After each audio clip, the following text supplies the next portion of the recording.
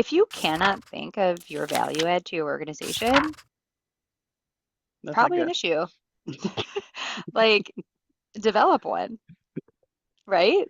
I guess I think Have that's a really goals, accomplish those goals. How is your impact affecting your company? I mean, that's the whole point of having a job, right?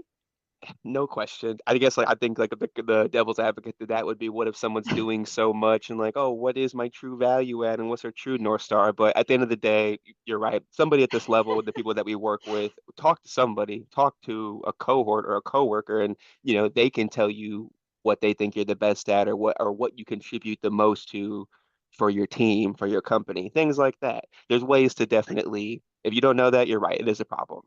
I think part of it too is like, doesn't your company give you some of that too?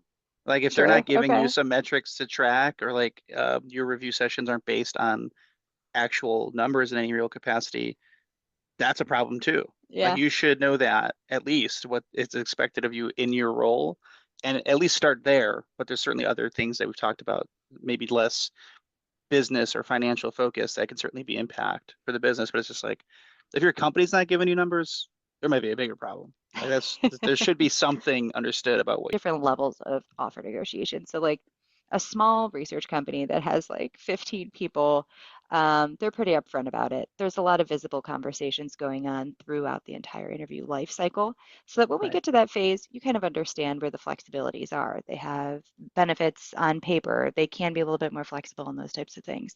Um, but like a global company that's like a large brand, something like that, has less flexibilities, less visibility to these things throughout the interview process.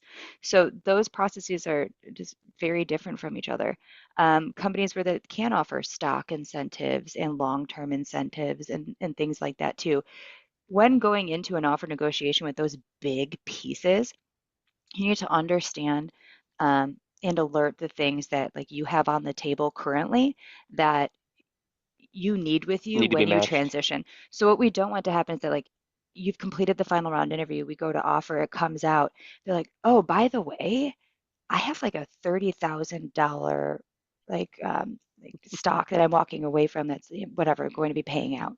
Or like, oh, this is vested now and it's Mm. going to be paying out. I have a bonus. I'm walking away from a $50,000. You're like, okay, hold on a second. Like you knew that. You knew that on the front end. Like we need to be having these conversations on the front end.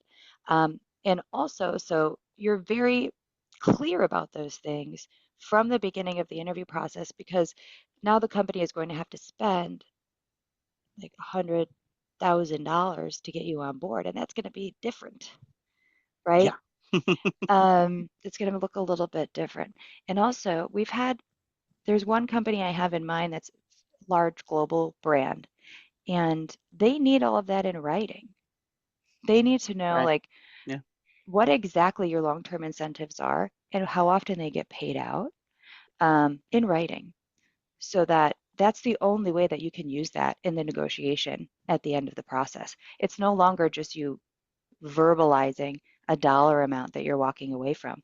They can't do that anymore. Budgets are